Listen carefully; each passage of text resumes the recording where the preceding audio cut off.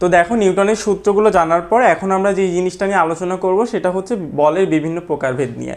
তো চলো প্রথমে আমরা বলের প্রকারভেদটাকে আমরা টাইপ 1 দিতে পারি, মানে স্পর্শ বল নিয়ে আলোচনা করব। স্পর্শ বল। এখন দেখো স্পর্শ বল ব্যাপারটা কি, স্পর্শ বল হওয়ার জন্য একটা স্পর্শ তল থাকা লাগবে। তো মনে করো এটা হচ্ছে আমাদের m1 ভরের বস্তু, আর আরেকটা মনে করো আমাদের m2 ভরের বস্তু, আর একটা মনে করো m2 ভরের একটা বস্তু। আমি এই দুইটা বস্তুকে মনে করো এফ বল প্রয়োগ করলাম। কি বল প্রয়োগ করলাম? এফ বল প্রয়োগ করলাম। মনে করো এটা এ ত্বরণ নিয়ে সামনের দিকে এগিয়ে যাবে। তো দেখো এদের একটা স্পর্শ তল আছে না, দেখো তো এইটা এদের একটা স্পর্শ তল, তাই না? তাহলে অবশ্যই এদের একটা স্পর্শ বলও থাকবে। তো মনে করো এই m1 ভরের বস্তু m2কে f1 বল প্রয়োগ করছে এবং m2 ভরের বস্তু প্রতিক্রিয়া বল হিসেবে দিচ্ছে মনে করো f1। তো একটু খেয়াল করে দেখো, আমি যদি টোটাল সিস্টেম নিয়ে চিন্তা করি, টোটাল সিস্টেম f সমান সমান আমরা কি লিখতে পারি ভাইয়া? এই জায়গাটাতে আছে দুইটা বল, তার মানে m1 m2 প্লাস এ, এটা আমরা লিখতে পারি তো। আচ্ছা একটু খেয়াল করে দেখো, এই যে আমরা সামেশন এফ বলতে কি বোঝাচ্ছি? সামেশন এফ বলতে বোঝাচ্ছি এখানে কিন্তু শুধুমাত্র একটা বল কাজ করছে না, অনেকগুলো বল কাজ করছে। তো একটু খেয়াল করে দেখো এখানে কি কি বল কাজ করছে। এখানে আমরা দেখছি ডান দিকে এফ কাজ করছে আর F1 কাজ করছে না, তো আমরা লিখে ফেলি এফ প্লাস F1। আর বাম দিকে কোনটা কাজ করছে? F1 কাজ করছে না, তাহলে আমি লিখে হচ্ছে মাইনাস F1 সমান সমান কি লিখতে পারি? m1 plus m2 plus into এ। একটু খেয়াল করে দেখো তাহলে এই F1 আর F1 কিন্তু কাটাকাটি চলে যাচ্ছে আলটিমেটলি। তার মানে আমরা F সমান সমান কি লিখতে পারি ভাইয়া? m1 প্লাস m2 ইন্টু এ, এটা আমরা লিখতে পারি। এখন তুমি বলো এ সমান সমান, তাইলে তো আমরা এখানে লিখে রাখতে পারি f ভাগ m1 প্লাস m2, এটা আমরা লিখতে পারি তো? হ্যাঁ, এটা কিন্তু আমরা পারি। এখন একটা জিনিস একটু খেয়াল করে দেখো, আমি এর মানটা কিন্তু জানি, তাই না? এখন আমি যদি এই m2 ভরের কথা চিন্তা করি, m2 ভরের ক্ষেত্রে, এই m2 ভরের ক্ষেত্রে যখন আমি চিন্তা করব তখন আর আমি এই সাইডে কোনো চিন্তা করব না, ঠিক আছে? তো দেখো এই সাইডে কি কি আছে দেখো তো, m2 ভরের ক্ষেত্রে f1 সমান সমান m2 ইন্টু এ না, এটাই তো আছে। তো একটু খেয়াল করে দেখো f1 সমান সমান আমরা তাহলে কি লিখতে পারি ভাইয়া? m2 টা বসাই দিলাম, আর এর মানটা কিন্তু আমি এখান থেকে বের করে রাখছি, তার মানে এখানে লিখতে পারি f ভাগ m1 প্লাস m2, ঠিক আছে? তো এইভাবে কিন্তু আমরা এই যে আমরা কন্ট্যাক্ট ফোর্স আমরা কিন্তু বের করতে পারি, বা স্পর্শ বল যেটাকে, সেটা কিন্তু আমরা বের করতে পারি। কথাটা কি বুঝতে পারছো? তো একটু খেয়াল করে দেখো, এইটার উদাহরণ ছিল দুইটা বস্তুর ক্ষেত্রে। এখন যদি দুইটা বস্তু না হয় তিনটা বস্তু থাকতো, তাহলে কি একই রকমভাবে হতো? হ্যাঁ, তাহলেও একই রকমভাবে হতো। চলো আমরা উদাহরণটা দেখি। আচ্ছা দেখো এখানে আমাদের একটা উদাহরণ দেওয়া আছে, তিনটা বস্তু স্পর্শ তলে আছে, তাই না? এখন মনে করো এটা আমাদের m1 ভরের বস্তু, এটা মনে করো m2 ভরের বস্তু, আর এইটা মনে করো m3 ভরের বস্তু।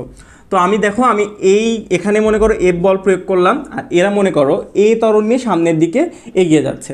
এখন একটা জিনিস একটু খেয়াল করে দেখো, আমাদের এই জায়গাটাতে স্পর্শ তল কয়টা? দুইটা না? এইটা একটা স্পর্শ তল আর এইটা একটা স্পর্শ তল, তাই তো? তার মানে এখানে কিন্তু আমাদের কন্ট্যাক্ট ফোর্সও কিন্তু দুইটাই হবে। তো একটু খেয়াল করে দেখো, এইটা যদি আমরা F1 দিই, মনে করো এই m1 ভরের বস্তু m2কে কি বল দিচ্ছে? F1 দিচ্ছে, আর m2 ভরের বস্তু তাহলে প্রতিক্রিয়া বল হিসেবে F1 দিচ্ছে, ঠিক আছে?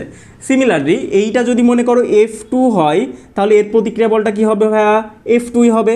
আচ্ছা এবার বলো, আমরা সূত্র জানি না, টোটাল সিস্টেম F সমান সমান কি লিখতে পারি? তিনটা ভর আছে, তার মানে আমরা লিখতে পারি m1 plus m2 plus m3 into এ, এটা কিন্তু আমরা লিখতে পারি তো? আচ্ছা এখন একটু খেয়াল করে দেখো, আমি কিন্তু এই সামেশন এফ মানে শুধু এফ না, সামেশন এফ মানে টোটাল বলের যে সমষ্টি, তাই না? তার মানে একটু খেয়াল করে দেখো তো ভাইয়া, ডান দিকে কি কি বল কাজ করছে? ডান দিকে কাজ করছে F plus F1 plus F2, আর বাম দিকে কি কি কাজ করছে? F1 প্লাস F2, তার মানে মাইনাস F1 দিলাম আমরা, যেহেতু বাম দিকে কাজ করছে, ডিরেকশনটা বিপরীত দিকে, মাইনাস F2 সমান সমান কি লিখতে পারি আমরা? m1 plus m2 plus m3 into এ। একটু খেয়াল করে দেখো হ্যাঁ, এই F1 কাটাকাটি যাচ্ছে, F2 কিন্তু কাটাকাটি চলে যাচ্ছে। তার মানে আমাদের আলটিমেটলি কিন্তু আসলে এখানে থাকছে কি বলো তো? এই জায়গাটাতে তার মানে কিন্তু আমার শুধু Fই থাকছে, তাই না?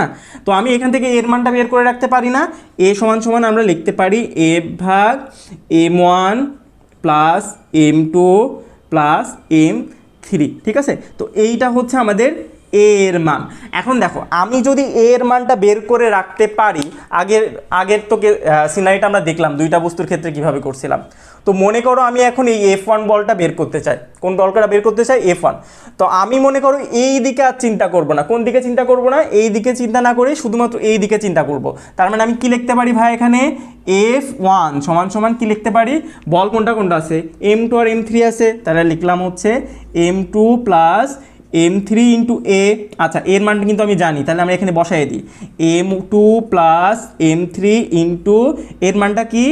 F ভাগ, এখানে আমরা লিখে দিতে পারি, আমরা একটু সুন্দর করার জন্য এই পাশে লিখে দিলাম, হ্যাঁ, F1 plus M2 plus M3। Just একটু সুন্দর দেখার জন্য আমরা এই M1 আর M2 M3টা এফের নিচে না লিখে আমরা এর নিচে লিখলাম, তাছাড়া আর কিছু না, ঠিক আছে। আচ্ছা, তো একটু খেয়াল করে দেখো, আমি কিন্তু F1 বের করছি, কিন্তু আমার F2টাও বের করা লাগবে। তো দেখো F2টা আমরা কীভাবে বের করতে পারি ভাইয়া? আচ্ছা, আমি এইটা মনে হয় মুছে দিতে পারি। দেখো আমি যদি এইটা একটু মুছে দিই, আমি এখন বের করতে চাচ্ছি F2। তার মানে আমি কি এই দিকে আর তাকাবো না? এই দিকে আর তাকাবো না, আমি শুধুমাত্র এই দিকে চিন্তা করব। তাহলে F2 এর ক্ষেত্রে যখন চিন্তা করব তখন এখানে কি আছে বলো তো? M3 আছে না? তার মানে আমরা লিখতে পারি F2 সমান সমান M3 ইন্টু এ। আচ্ছা, এখন আমরা M3টা লিখলাম, আর এর মানটা তো এখানে দেওয়াই আছে, তাহলে F ভাগ M1 plus M2 plus M3। এই জায়গা থেকে কিন্তু আমরা তাহলে ইজিলি F2 এর মানটাও কিন্তু বের করতে পারি। এভাবে আমাদের যেই কয়টা স্পর্শ তলই থাকুক না কেন, যেই কয়টা আমাদের কন্ট্যাক্ট ফোর্সই বের করতে বলুক না কেন, আমরা কিন্তু এইভাবে ইজিলি সমীকরণ দাঁড় করিয়ে কিন্তু আমরা ম্যাথগুলো কিন্তু সলভ করতে পারবো, ঠিক আছে।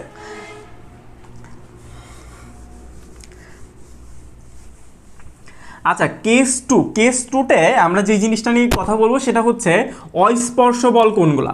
আচ্ছা, অস্পর্শ বল সম্পর্কে আমাদের এমসিকিউতে মাঝে মধ্যে চলে আসে, যেটাতে আমরা স্পর্শ করতে পারি না, তাই না? যেমন কোনটা কোনটা হতে পারে?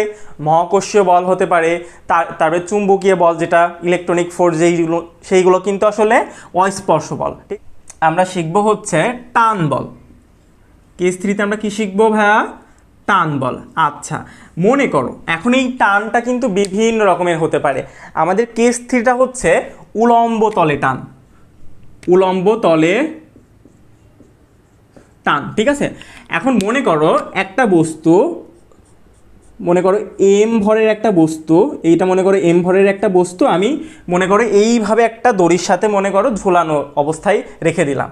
এখন একটা জিনিস খেয়াল করে দেখো, যেহেতু এম ভরের একটা বস্তু, অবশ্যই আমরা জানি অভিকর্ষ ত্বরণ সবসময় নিচের দিকে কাজ করবে, তাহলে এর যে ওজনটা কোন দিকে কাজ করবে? নিচের দিকে, এম জি কাজ করবে। আচ্ছা, এবার এই যে টানের ইংলিশ হচ্ছে টেনশন, যার কারণে আমরা টানকে টি দ্বারা রিপ্রেজেন্ট করি। তো একটু খেয়াল করে দেখো, সব সময় মনে করতে হবে আমাদের, বা মনে রাখতে হবে যে বস্তুর টানটা সবসময় কানেক্টিং বিন্দুর দিকে কাজ করে। কোন দিকে কাজ করে ভাইয়া? কানেক্টিং বিন্দুর দিকে। তার মানে এই বস্তুটা কানেক্ট কোন দিকে বলো তো? এর সাথে না কানেক্টেড, তার মানে কিন্তু আমাদের টানটা কাজ করবে এই বরাবর। কথাটা কি বুঝতে পারছো? তার মানে আমরা সব সময় মনে রাখবো একটা দড়িতে টান বস্তু সবসময় কানেক্টিং বিন্দুর দিকে কাজ করে, ঠিক আছে। আচ্ছা, এইটা হচ্ছে, তাহলে একটু খেয়াল করে দেখো, এই ক্ষেত্রে আমরা টি সমান সমান কি লিখতে পারি? এই ক্ষেত্রে আমরা টি সমান সমান ইজিলি লিখে ফেলতে পারি, তাহলে এমজি। দেখো এইটা নিয়ে মনে হয় কারোর কোনো সমস্যা থাকার কথা না। আচ্ছা দেখো, আমরা এখন আলোচনা করব হচ্ছে আনুভূমিক তলে বস্তুর টান। তো একটু খেয়াল করে দেখো, মনে করো আমাদের দুইটা বস্তু আছে, দুইটা বস্তু ধরে নিলাম, এটা হচ্ছে আমাদের M1 ভরের বস্তু, আর আরেকটা বস্তু ধরে নিলাম, সেটা হচ্ছে আমাদের M2 ভরের বস্তু, ঠিক আছে। তো মনে করো এই দুইটা ভরের বস্তু মনে করো একটা তার দ্বারা কানেক্টেড, এবং আমি এই বস্তুটাকে এফ বল প্রয়োগ করে মনে করো সামনের দিকে এগিয়ে নিয়ে যাচ্ছি এই ত্বরণে, ঠিক আছে। আচ্ছা, এখন একটা জিনিস একটু খেয়াল করে দেখো, আমি একটু আগেই কিন্তু বলে দিলাম তোমাকে টান বল সবসময় কানেক্টিং বিন্দুর দিকে কাজ করে। তাহলে একটা জিনিস খেয়াল করে দেখো তো ভাইয়া, এই যে M2 ভরের যে টানটা, ঠিক আছে, তো মনে করো এই দিকে কাজ করতেছে, ধরলাম আমি সেটা টি। এখন বল তো ভাইয়া, এই যে M1 ভরের বস্তুটা, এইটা কোন দিকে কাজ করতেছে? এই দিকে না? কারণ এর কানেক্টিং বিন্দু কিন্তু এই দিকে, তার মানে এখানেও কিন্তু একটা টান কাজ করবে। এখন প্রশ্ন ভাইয়া, এখানে কি আসলে সেম টান কাজ করবে নাকি ভিন্ন টান কাজ করবে? আচ্ছা, খুবই একটা ইম্পর্টেন্ট কথা, সেটা হচ্ছে একই তারে কখনো ভিন্ন টান কাজ করতে পারে না। যদি কিনা তুমি গিরা বা তুমি গেরো যেটাকে বলে সেটা যদি না বাঁধো, তাহলে কিন্তু সবসময় একটা তারের টান কিন্তু সেমই থাকবে। তার মানে এই যে এই বস্তু m1 ভরের বস্তুটা টান যদি টি হয়, এই m2 ভরের বস্তুর টানও কিন্তু টি, কিন্তু এদের ডিরেকশনটা কিন্তু ভিন্ন দিকে। একটু খেয়াল করে দেখো, m2 ভরের কানেক্টিং বিন্দুটা এই দিকে আর m1 ভরের কানেক্টিং বিন্দুটা কিন্তু এই দিকে। কথাটা কি বুঝতে পারছো? আচ্ছা, এবার একটু খেয়াল করে দেখো, আমি যদি এই যে m2 ভরের কথা চিন্তা করি, m2 ভরের ক্ষেত্রে, m2 ভরের ক্ষেত্রে এখন একটু খেয়াল করে দেখো তো, এই বস্তুর উপরে এই বলটাও আছে আবার টান বলটাও আছে না? তার মানে আমি কি লিখতে পারি ভাইয়া, বলো তো ভাইয়া? আমি লিখতে পারি, দেখো বল এফটা এইদিকে কাজ করছে আর টিটা এইদিকে কাজ করছে, তার মানে আমরা লিখতে পারি এফ মাইনাস টি সমান সমান m2 ইন্টু এ। বলতে পারি? আচ্ছা, বলতে পারি কিন্তু। আচ্ছা, এইটা যদি আমি সমীকরণ 1 দিই, সমীকরণ 2 অর্থাৎ m2 এর এটা তো আমরা m2 করলাম, তার মানে m1 এর ক্ষেত্রে কি হবে বলো তো ভাইয়া? m1 এর ক্ষেত্রে দেখো এই বস্তুটা শুধুমাত্র এই টিটাই কিন্তু কাজ করছে, তাই না? তার মানে আমরা লিখতে পারি টি সমান সমান m1a। কথাটা কি বুঝতে পারছো? আচ্ছা, এইটা মনে করো আমাদের সমীকরণ, আচ্ছা এটা আমাদের সমীকরণ 1 ছিল, আর এটা মনে করো আমাদের সমীকরণ 2। এবার একটা জিনিস খেয়াল করে দেখো তো ভাইয়া, এই সমীকরণ 1 আর 2 যদি আমি যোগ করি তাহলে কি হবে? আলটিমেটলি এই টি আর এই টি কাটাকাটি চলে যাবে না? তাহলে এফ সমান সমান লিখতে পারবো আমরা m1 প্লাস m2 ইন্টু এ, এটা আমরা লিখতে পারি। এবার এ সমান সমান কি লিখতে পারি ভাইয়া? এফ ভাগ m1 প্লাস m2, এইটা আমরা ইজিলি লিখে ফেলতে পারি। আচ্ছা, এবার একটু খেয়াল করে দেখো, আমি কিন্তু এর মানটা কিন্তু অলরেডি পেয়ে গেছি। এখন এটা যদি আমি এই সমীকরণ 2-এ বসাই দিই, তাহলে আমি কি পেয়ে যাব বলো তো? এই টান বলের মানটা পেয়ে যাব। তাহলে চলো বসাই দিই, তাহলে টি সমান সমান কী হবে? m1 ইন্টু এফ ভাগ m1 প্লাস m2। ঠিক আছে, এইভাবে কিন্তু আমরা ইজিলি টান বলটা কিন্তু বের করে ফেলতে পারি। আচ্ছা, এখন তো আমরা 2টা বস্তুর ক্ষেত্রে দেখলাম, যদি 3টা বস্তু থাকতো তাহলে কিভাবে বের করতে হতো, চলো সেটাও আমরা দেখে ফেলি। আচ্ছা, এবার একটু খেয়াল করে দেখো, এই জায়গাটাতে আমরা 3টা বস্তু নিয়েছি, তো এর সাথে মনে করো এইটা কানেক্টেড, আর এর সাথে মনে করো এটা একটা কানেক্টেড, আর আমি মনে করো এই বস্তুটাকে এফ বল প্রয়োগ করে এই ত্বরণ নিয়ে সামনের দিকে এগিয়ে নিয়ে যাচ্ছি। একটু খেয়াল করে দেখো ভাইয়া, আমি যদি m1 ভরের কথা চিন্তা করি, আমি যদি m1 ভরের ক্ষেত্রে চিন্তা করি, m1 ভরের ক্ষেত্রে, আচ্ছা m1 ভরের ক্ষেত্রে তুমি একটা জিনিস একটু খেয়াল করে দেখো তো, এফটা কোন দিকে কাজ করতেছে? এই দিকে। আচ্ছা চলো আমরা একটা তার আগে কাজ করে নিই, টান কোনটা কোন দিকে কাজ করছে সেটা আগে একটু বের করে নিই। মনে করো এই যে m1 ভরের টানটা মনে করো ধরলাম t1, সেটা কাজ করছে এই দিকে, আর এই m2 ভরের টানটা এটা কি t2 হবে? না, আমি একটু আগেই কিন্তু বললাম একটা তারে ভিন্ন টান কাজ করতে পারে না, তার মানে এর টানও কিন্তু t1ই হবে, কিন্তু কোন দিকে কাজ করবে? এই দিকে, কারণ এর কানেক্টিং বিন্দু এই দিকে যেহেতু, তার মানে এটা লিখতে পারি আমরা t1। আচ্ছা, এবার একটু এদিকে খেয়াল করে দেখো, এই যে m2 ভরের বস্তু আমি ধরে নিচ্ছি এর কানেক্টিং বিন্দুটা এই দিকে, আমি ধরে নিলাম এইটা হচ্ছে আমাদের t2।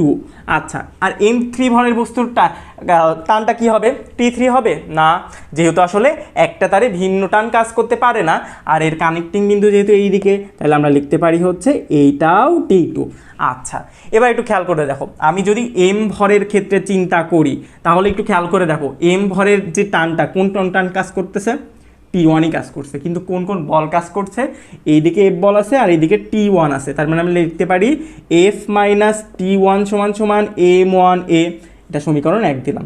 আচ্ছা, এবার যদি আমি m2 ভরের কথা চিন্তা করি, m2 ভরের কথা চিন্তা করি তাহলে একটু খেয়াল করে দেখো, এই পাশে কাজ করতেছে কি? t1, আর এই পাশে কাজ করছে কি? t2, দুইটাই কিন্তু m2 ভরের উপরেই কাজ করছে, তার মানে আমরা লিখতে পারি t1 মাইনাস t2 সমান সমান m2a, এইটা আমরা সমীকরণ 2 দিতে পারি।